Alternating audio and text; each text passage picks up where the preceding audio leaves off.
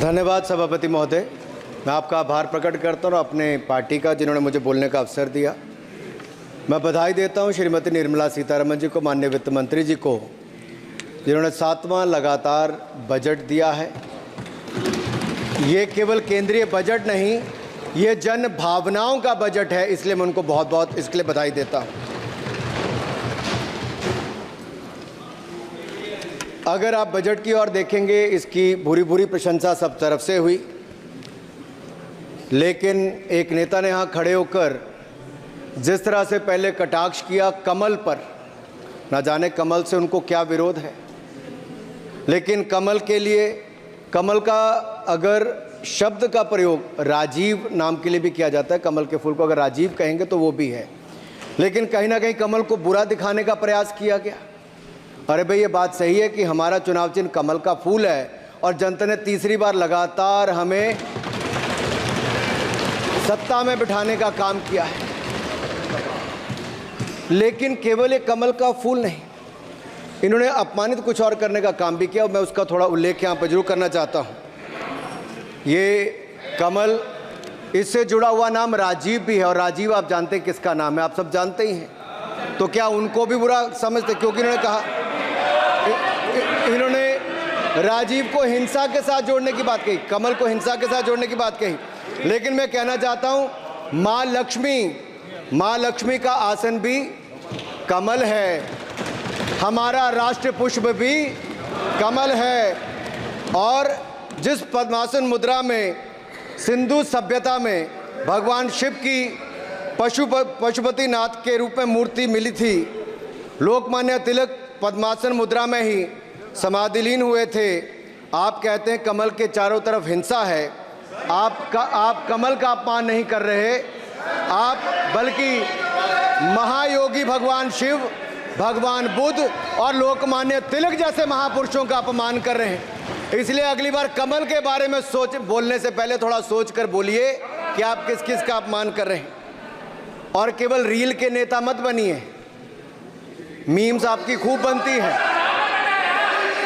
Real नेता बनने के लिए सच बोलना पड़ता है। और सर, कुछ लोग एक्सीडेंटल हिंदू हैं और महाभारत का ज्ञान भी एक्सीडेंटल है। और उस नेता के अलावा और कौन नहीं जानता कि महाभारत में अभिमन्यु का वध 7 महारथियों ने मिलकर किया था।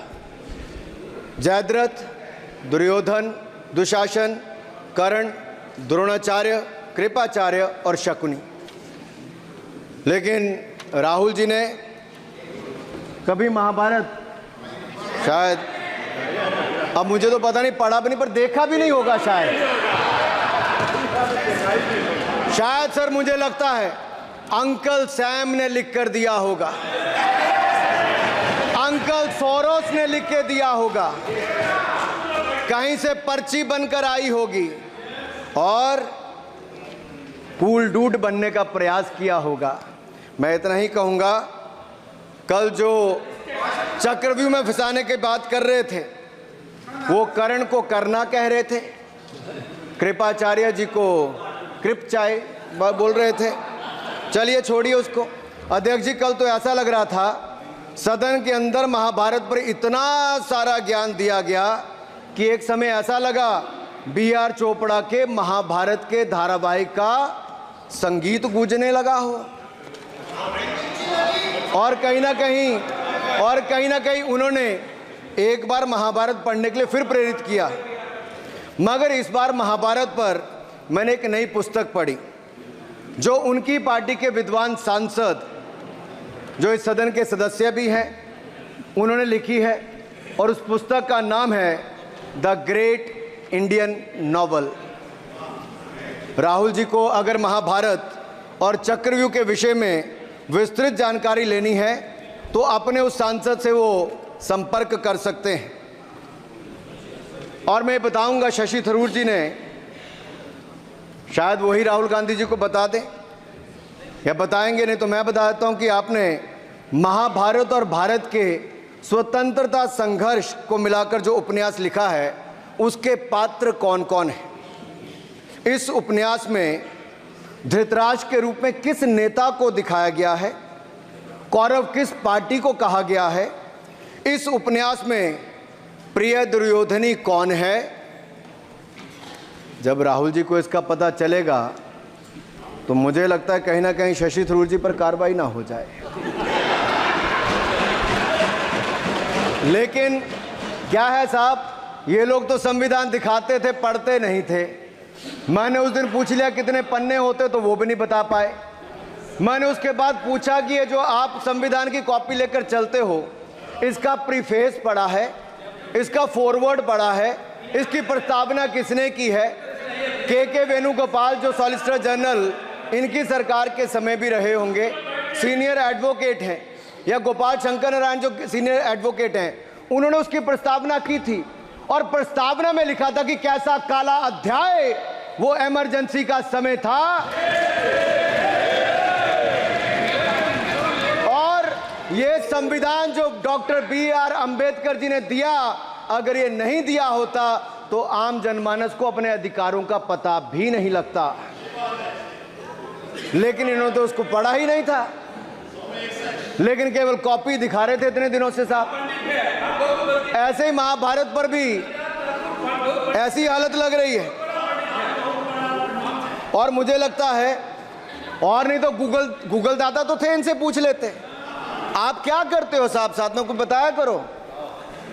सर, इस उपन्यास के, माननीय सभापति जी, इस उपन्यास के मुताबिक जिस पार्टी के सर्वे सर्वा आप हैं, उस उपन्यास के वही कौरव पार्टी है।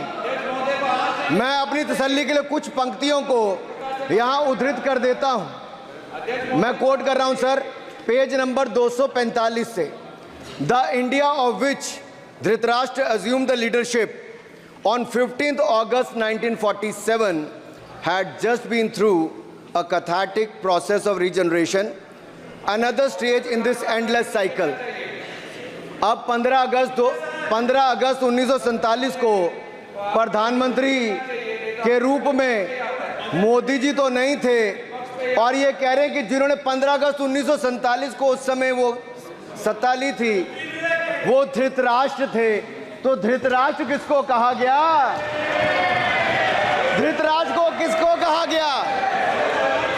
अब आपने मुझे बांध रखा है। कल स्पीकर ने कहा है, स्पीकर महोदय ने कहा कि उस समय के लोगों का नाम नहीं लेना। तो प्रथम प्रधानमंत्री जी को धृतराष्ट्र मैंने नहीं कहा, इनके अपने ही सांसद ने अपने ग्रेट इंडियन नॉवल में कहा है। शशि थरूर जी कहाँ हैं? कहीं छिप तो नहीं गए? आज शो कॉज हो सकता है। फिर देखिए प्रिया दुर्योधनी और धृतराष्ट्र के विषय में क्या लिखा है। I quote from page 293। In Delhi, blind Dhritarashtra ruled with Priya Duryodhani by his side, and he pledged the nation not so much to the gas and hot water of his Fabian preceptors, but to smoke and steam of the modern industrial revolution. Their ancestors had denied this country. Sir, ये सबको पता है कि इस देश के एकमात्र Fabian Samajwadi कौन थे, और ये फैबियन समाजवादी कौन थे उसके बारे में किसी और ने नहीं, आपके ही सांसद ने लिखा है। अरे वाह, इसमें तो आगे इमरजेंसी की चर्चा भी है, और जिसे इंदिरा गांधी जी ने थोपा था। और इमरजेंसी किया है। स्वागत दादा, you are not Shashi Tharoor, please. ये देश इनकी यातनाओं का सर भुगत भोगी रहा इमरजेंसी के समय, और वो काला खंड, वो काला अध्याय वो देश कभी भूल नहीं पाएगा, जिसने देश के लोगों को कठिन शब्द इमरजेंसी के बारे में भी बताया। सर, तो हम चर्चा कर रहे थे द ग्रेट इंडियन नॉवल के अध्याय 7th बुक की, जिसमें प्रिय दुर्योधनी और उनके प्रिय पात्र शकुनी शंकर डे देश में आपातकाल लगाने की योजना बना रहे थे। सर, मैं पढ़ता हूं कि शकुनी ने क्या कहा। I quote, What you could do now is to declare an internal siege, a grave threat to the stability and security of the nation from internal disruption. जिस बुक को आप कोट कर रहे हैं, उस बुक को आप सबमिट कर दीजिए। मैं कर दूंगा साहब, एक कॉपी आपको भी भिजवा दूंगा साहब, एक टेबल पे भी रख दूंगा। So what you could do now is to declare an internal seize, a grave threat to the stability and security of the nation from internal disruption. No one has ever defined the permissible procedures under an internal seize, which leaves it to more or less up to us to define them, Shakuni added. And the next, sir, from page 366, I quote, not to mention censorship of the press. Press hai? Not to mention censorship of the press, which is nowhere explicitly ruled out in the Constitution.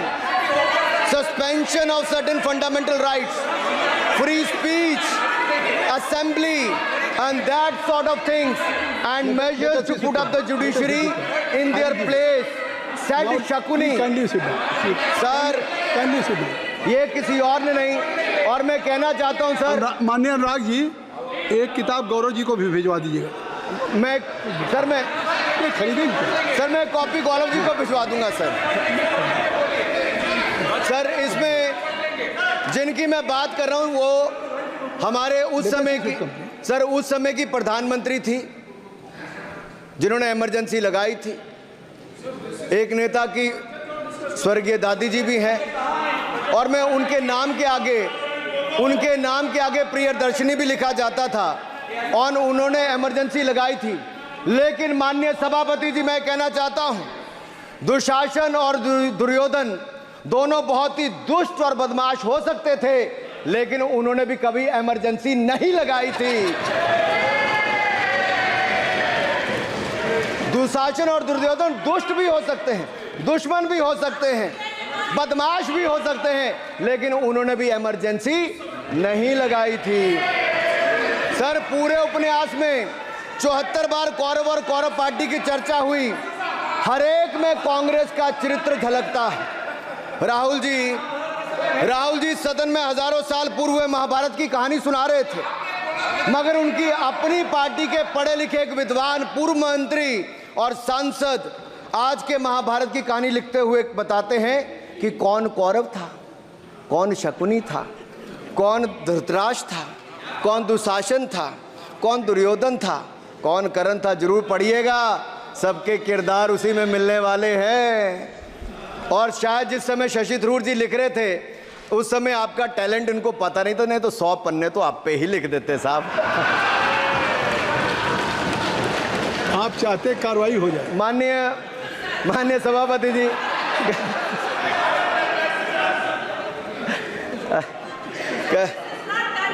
कल जब राहुल गांधी जी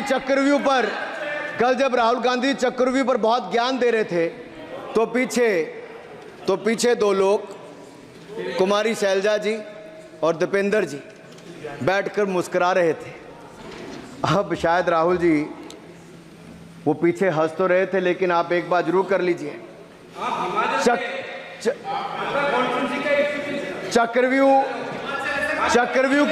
चक्रव्यूह के परिप्रेक्ष्य में इन दोनों से बेहतर कौन बता सकता है हरियाणा के चुनाव आने वाले हैं। जान लीजिए कि कौन शकुनी है और कौन अभिमन्यु है, नहीं तो बहुत देर हो जाएगी। आपको एक और सुझाव है, और मैं इतना जरूर कहूंगा, आपने तो कई सारे चक्रव्यूह बनाने का काम किया सर, और जब उस समय किशोर अभिमन्यु पर कौरवों ने युद्ध नीति के विपरीत जाकर प्रहार किया था, तो मैं कुछ कहना चाहता हूं। इतने में पुत्र दुशासन ने पीछे सा था वार किया, निष्प्राण हुए एक गदा से सिर पर था प्रहार किया। मां धरती की गोद में वह आंख मूंद कर सो गया, अंबर का तेजस्वी तारा धूमकेतु सा खो गया। लेकिन कोई तारे का तेज फीका नहीं कर सकता, वीर गति पाकर अमर हुआ हो कभी नहीं मर सकता है। पुत्र सुभद्रा कुरुक्षेत्र में जिसकी अमर कहानी थी, 9 माह में सीखी विद्या जब 16 साल जवानी थी।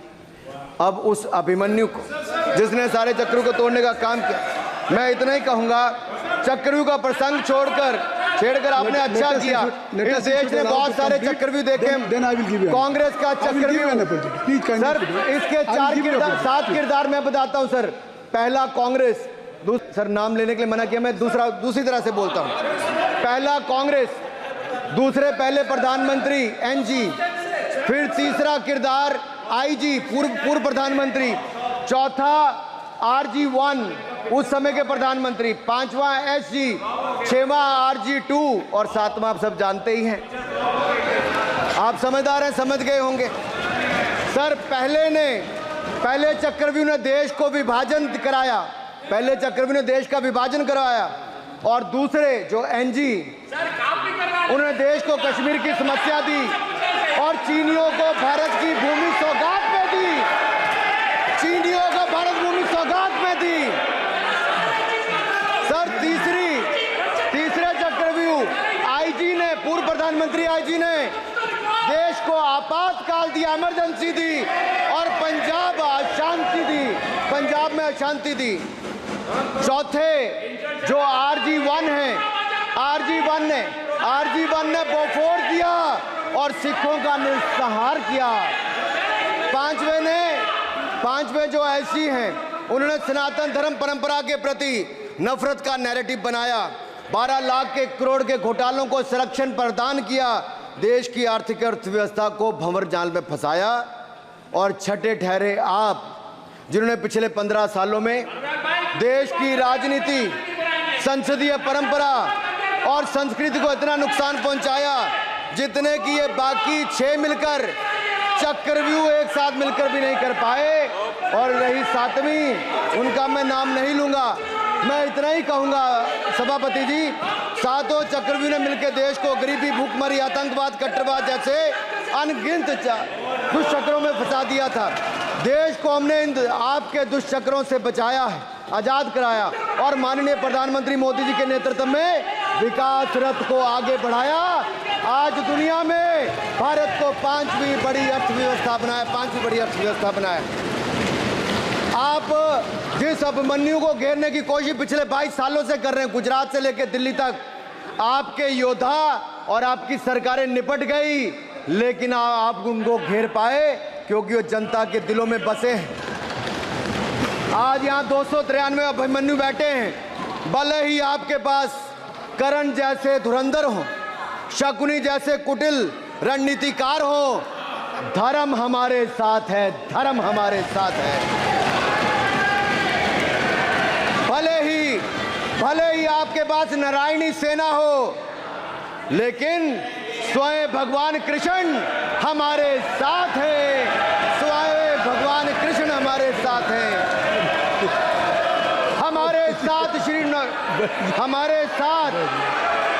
हमारे साथ श्री रघुनाथ तो किस बात की चिंता शरण में दिखाया।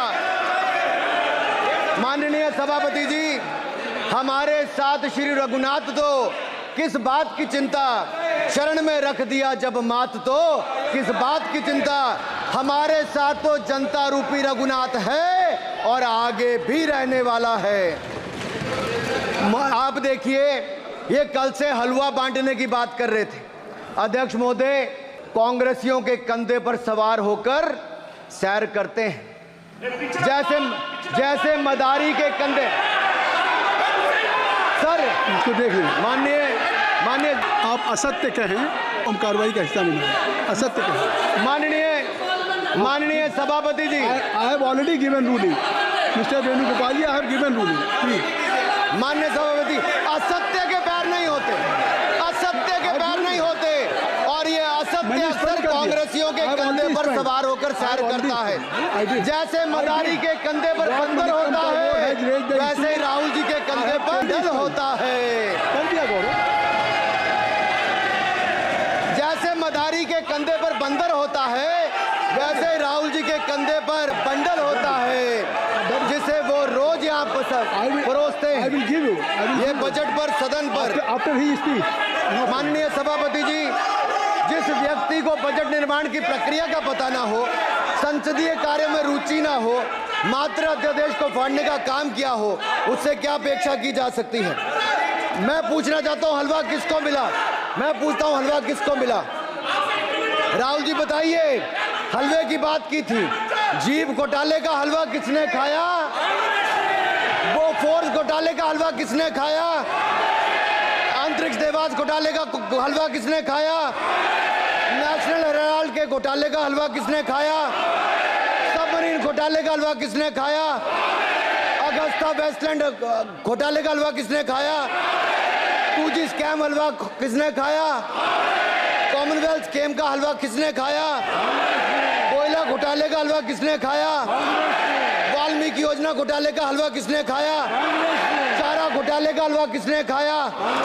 यूरिया स्कैम का हलवा किसने खाया? राहुल जी, हलवा मीठा था या फीका? माननीय सभापति जी, कुछ लोग ओबीसी की बात करते हैं। मैं ये कहता हूं, इनके लिए ओबीसी है। गौरव सुनिए, गौरव बड़ा इंपॉर्टेंट है। आप kindly address to the chair. माननीय सर, इनके लिए ओबीसी का मतलब है only for brother in law commission, only for brother in law commission. और only for brother in law commission के लिए काम करने वाली पार्टी अदर बैकवर्ड कास्ट की बात करती है तो आर्मी को भी पंखे के साथ लटकर आत्महत्या कर लेनी चाहिए। मतलब जिस पार्टी ने अपने पार्टी के अध्यक्ष जो एक पिछड़े वंचित समाज से आते थे, उनको धोती से खींचकर पार्टी से बाहर निकाल दिया हो, उसके शहजादे हमें ज्ञान बांट रहे। अरे साहब, इनको पहले तो एलओपी का मतलब समझना पड़ेगा। ये लीडर ऑफ प्रोपेगेंडा नहीं, लीडर ऑफ ऑपोजिशन है। इसका मतलब लीडर ऑफ ऑपोजिशन है।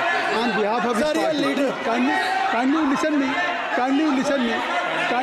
me. माननीय अध्यक्ष जी, माननीय अध्यक्ष जी, मैं जवाब आपका दे रहा हूँ। माननीय सभापति जी, माननीय मंत्री जी, एक मिनट चुप है। सुनिए, माननीय गौरव जी, आप या माननीय सदस्य जो कह रहे हैं, मैं समझता हूं कि माननीय राहुल जी एलओपी, उन्होंने भी बात कही सरकार पे या सरकार के मंत्रियों के लिए नाम लिया, तो उसका जवाब अगर वो दे रहे हैं, अनपार्लियामेंट्री वर्ड जो होगा उसको मैं स्पंज करता हूँ। मैं अनपार्लियामेंट्री अनुराग ठाकुर जी।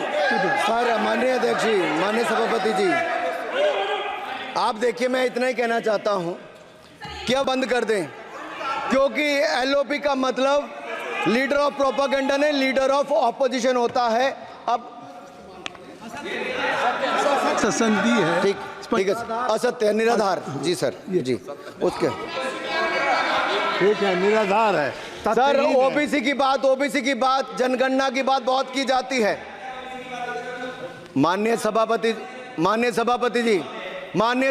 जी, जिसकी जात का पता नहीं वो गणना की बात करता है।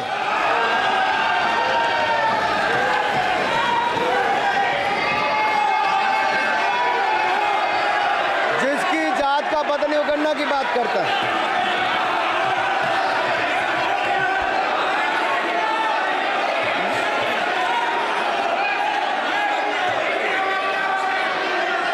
माननीय सभापति जी,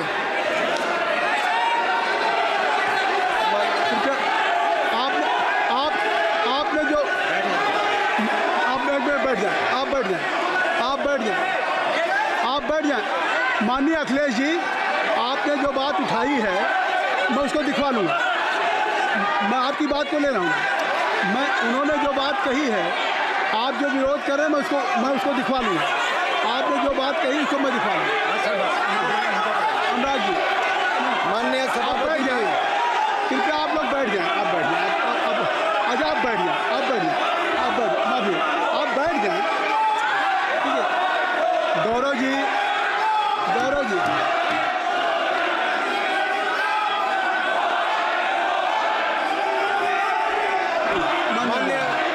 माननीय सभापति जी, मैं आपको याद कराना चाहता हूँ, इसी सदन में एक पूर्व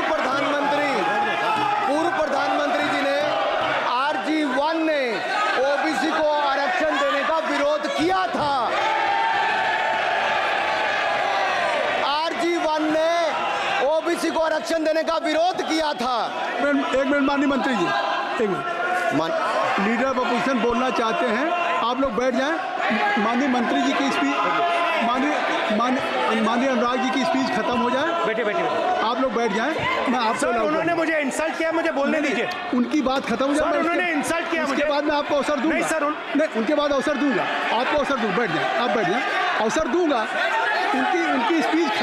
उनकी स्पीच खत्म हो जाए। प्लीज आप बैठ जाओ। अनुराग जी कल किस को इंसल्ट कर रहे थे? आपको अवसर दूंगा, आपको अवसर दूंगा। अजय एक मिनट बैठ जाए, आप बैठ जाए। सर मैं क्लैरिटी कर दूं। सर मैंने कहा एक मिनट बैठ जाए आप। सर, मैंने एक मिनट कहा- बैठ जाए आप। सब लोग बैठ जाए। अच्छा, आप सब लोग बैठ जाए। चल, अब लीडर ऑफ अपोजिशन को मैं बुला रहा हूँ। अब ये पर is it fair if I am allowing to your leader of opposition, is it fair? मैं फिर मैं उनको बुला लूँगा। नहीं तो मैं आपको बुला रहा हूँ तो पहले बैठ जाएं। पहले लोग बैठ जाएं। पहले बैठाइए सर। सब लोग बैठ जाएं। पहले सब लोग बैठ जाएं तब मैं आपको अलाउ करूँ। सब बैठ जाएं, मैं आपको अलाउ करूँ। मैं आपको अलाउ करूँगा, सब बैठ जाएं। मैं अलाउ करूँगा। आप मेरी बात सुन नहीं पा रहे। मैं आपको अलाउ करूँगा, पहले सब बैठ जाए, हाउस इन ऑर्डर होगा। गौरव जी आप भी बैठ जाएं। मैं लीडर ऑफ अपोजिशन को अलाउ कर दे रहा हूँ। अगर आप ये कह रहे हैं कि हमें इंसल्ट किया गया, मैं बिल्कुल आपको अलाउ कर रहा हूँ। सर दीजिए सर, बोलने दीजिए सर। मैं आपको बोलने दीजिए सर। ऐसा नहीं सर बोल बोलने दीजिए सर। मैं आपका नाम तो लूँ। राहुल गांधी जी। स्पीकर सर देखिए, जितना मेरा आप लोग इंसल्ट करना चाहते हैं आप खुशी से करिए, आप रोज करिए, मगर एक बात मत भूलिए, जाति जनगणना को हम यहां पास करके दिखाएंगे। धन्यवाद। जितना इंसल्ट करना है करिए। खुशी से लूंगा। अरे तो अपनी जाति भी लिखनी पड़ेगी उसमें। आप चुप रहें। श्री अनुराग ठाकुर जी, देखिए हमने समय दे दिया, अब आप बैठे। ये तरीका नहीं है, नहीं ये तरीका है। आपको हमने टाइम दे दिया। क्या आप बैठ चुके हैं? आप बैठ चुके हैं? नहीं, आप बैठ चुके। श्री अनुराग ठाकुर जी। सर मुझे लगता था कि इनको भाषण देने से पहले पर्ची आती होगी। हमने आपको लेकिन हर बार इंटरवेंशन के लिए पर्ची आती है अपने बलबूते पर। सर उधार की बुद्धि से राजनीति नहीं चलती है। उधार की बुद्धि से राजनीति नहीं चलती है। यहाँ पर्ची लेने से काम नहीं चलता है। आप बोल के हटते हो, फिर पर्ची आती, फिर बोलते हो। ऐसे कैसे चलता है? माननीय अध्यक्ष जी, माननीय सभापति जी, एक minute. I am not yielding sir, I am not yielding sir. बिठा के आपको बिठाया, बुलाया। अब मैं नहीं करूँगा। मैंने आपको अनुराग ठाकुर जी को बिठा के आपको मैंने समय दिया, तो अब अनुराग ठाकुर जी बोलेंगे। चलिए सर मैं इतना ही कहूंगा, उधार की बुद्धि से राजनीति नहीं चलती है। आजकल कुछ लोगों पर जातिगत जनगणना का भूत सवार है सर। लेकिन मैं इतना कहूंगा सर मैंने क्या कहा था सर माननीय सभापति जी, मैं गंभीर बात कर रहा हूं, ये नहीं सुन रहे। मैंने कहा था जिस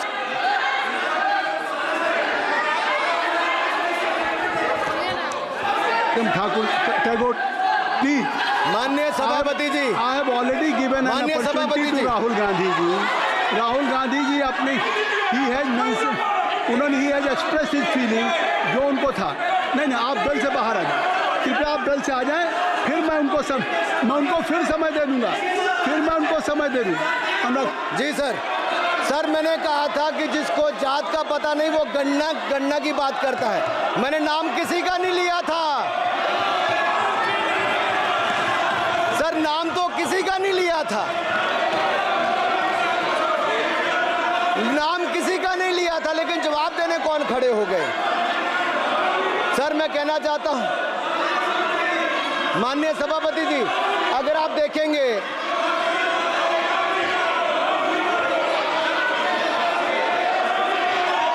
मैंने अनुराग जी को बिठा के मैंने माननीय राहुल गांधी को समय दिया, मैंने अनुराग ठाकुर जी को बिठा के, तो कृपया आप लोग जब एलओपी को टाइम मिल गया तो आप सदन में व्यवधान नहीं। आप फिर बोलना चाहते हैं, आप खड़े हो जाइए, आप फिर बोलना चाहते हैं, खड़े हो जाइए, चलिए खड़े हो जाइए, आप लोग जाइए बिल से बाहर। LOP please, LOP I am giving, तो आप बेल से तो जाइए। सर स्पीकर सर अगर मैं आपके एलओपी को टाइम दे रहा हूं तो आप ये क्या मतलब है?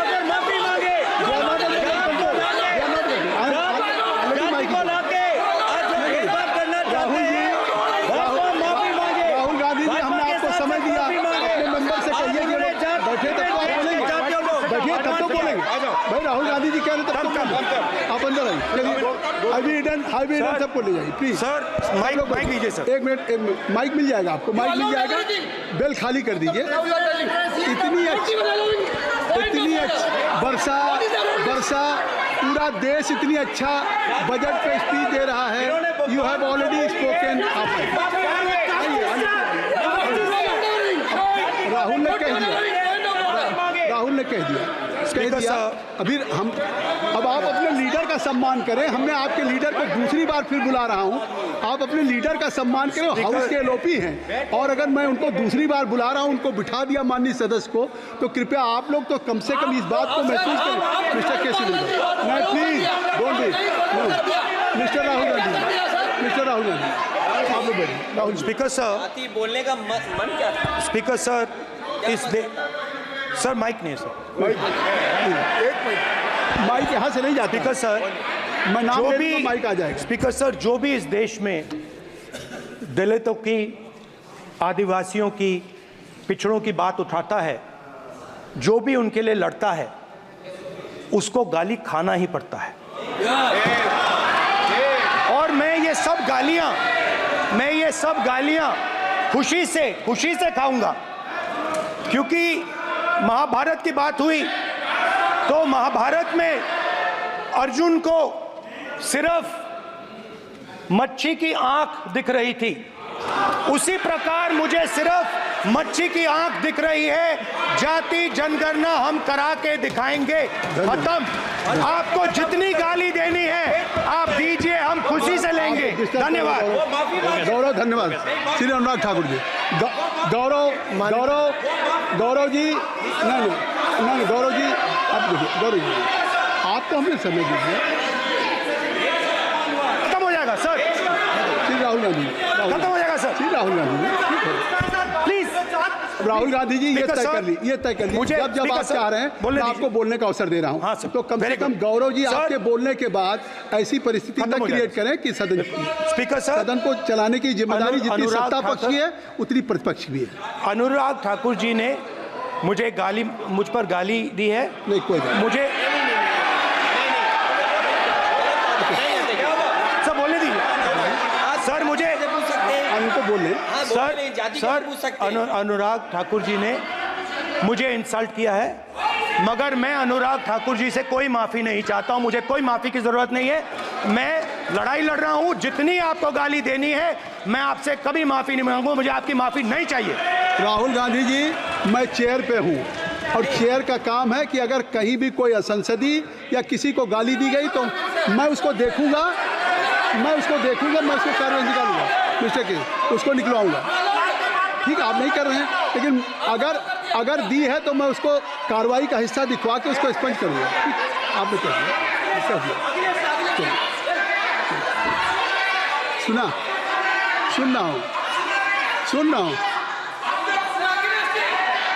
रहा हूँ मैं श्री अनुराग ठाकुर जी, माननीय सभापति जी, अखिलेश यादव जी बैठ जाए। श्री अखिलेश महोदय, सभापति महोदय, मैं केवल इतना, सभापति महोदय, स्वागत है। अभी क्या तरीका है? सभापति महोदय, मेरा आपसे केवल इतना निवेदन है। माननीय मंत्री रहे हैं, बड़े दल के नेता हैं, मंत्री रहे हैं, बड़ी बात कर रहे थे। मैं महाभारत, शकुनी, ये सब बातें कह रहे थे, दुर्योधन तक यहाँ ले आई है। मैं केवल सभापति महोदय इनसे ये पूछना चाहता हूँ, आपने जाति कैसे पूछ ली है बताइए बस। आप जाति कैसे पूछ सकते हैं? आप बताएं, जाति कैसे पूछ सकते हैं? आप पूछ के दिखाओ जाति तुम। आप जाति कैसे पूछोगे तुम? कैसे पूछोगे जाति? आप बैठ। नहीं, जाति नहीं पूछ सकते आप। आपने कह दिया ना, अब आप हमारी जाति नहीं पूछ सकते। आप हमारी व्यवस्था सुन लें, आप मेरी व्यवस्था सुन लें। कोई सदन में किसी की जाति नहीं पूछेगा। अनुराग ठाकुर जी, मैंने उसको स्पष्ट कर दिया। श्री अनुराग ठाकुर जी, माननीय माननीय सभापति जी, बात आ गई। अब बात आ गई। माननीय सभापति जी, उस समय के प्रधानमंत्री स्वर्गीय आरजी वन जी ने यही कहा था कि ओबीसी के आरक्षण का विरोध करता हूं। ये तो सदन में है। आरजी वन ने कहा था कि मैं ओबीसी को आरक्षण का विरोध करता हूं। अब ये तय करें कि वो सही थे या ये सही हैं, और आपकी पार्टी गलत थी कि आप गलत हैं,